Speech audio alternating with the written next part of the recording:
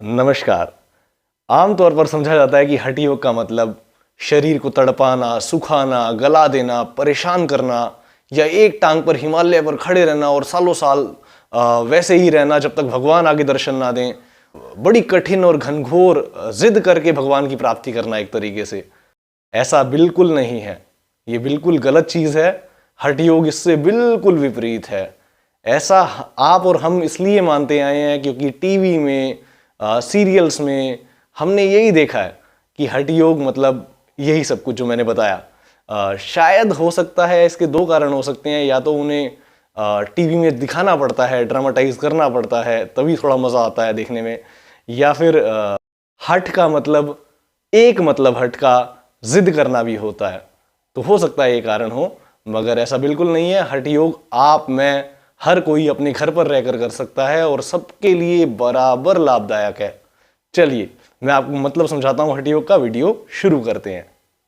हठ योग दो शब्दों से मिलकर बना है, ह और ठ।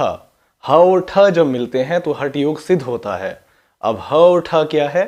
ह मतलब सूर्य, ठ मतलब चांद। जब इन दोनों का मिलन हो जाता है तो कंप्लीट बैलेंस हो जाता है। अब इसे थोड़ा सा साइंटिफिक तरीके से हमें समझना पड़ेगा। देखिए, हमारी पर्सनैलिटी के दो पार्ट हैं। एक तो है सब में चाहे वो मेल हो चाहे वो फीमेल हो, सबके अंदर एक पुरुष है, एक स्त्री है, एक मेल है, एक फीमेल है। अब इसे थोड़ा सा और गहराई में ऐसे जाना जा सकता है, आप पढ़िएगा इसके बारे में। लेफ्ट पार्ट ब्रेन का और राइट पार्ट। लेफ्ट पार्ट में पुरुषों वाले गुण हैं और राइट पार्ट में स्त्री वाले गुण हैं। बहुत गहराई में मैं नहीं समझाऊंगा इसका मतलब लेफ्ट और राइट ब्रेन में, ये आप आराम से पढ़िएगा। मगर इन दोनों के अलग अलग डिफरेंट वो हैं, पर्सनैलिटी हैं, दो पर्सनैलिटी हैं, सबके अंदर है। तो क्या होता है ना कि हम बिखरावा, हमारा जीवन जो है वो एक बिखरावा जीवन है, क्योंकि एक मन इधर भाग रहा है, एक मन इधर भाग रहा है। तो जीवन का उद्देश्य या योग की स्टार्टिंग, राजयोग की स्टार्टिंग में पहले मन का कंप्लीट बैलेंस, हमारे अंदर कंप्लीट हार्मनी हो जाए। सबसे पहले कंप्लीट बैलेंस अचीव करना पड़ेगा।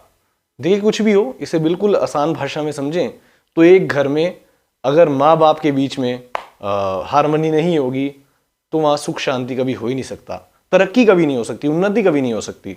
तो वैसे ही राजयोग करने के लिए खुद के अंदर कंप्लीट अपनी सारी शक्तियों को एक होना पड़ेगा, एक जुड़ना पड़ेगा, और तब हम मन को काबू कर सकते हैं, या खुद को काबू कर सकते हैं, या जीवन को काबू कर सकते हैं। एक तरीके से ऐसा समझे, जीवन को बेहतर कर सकते हैं।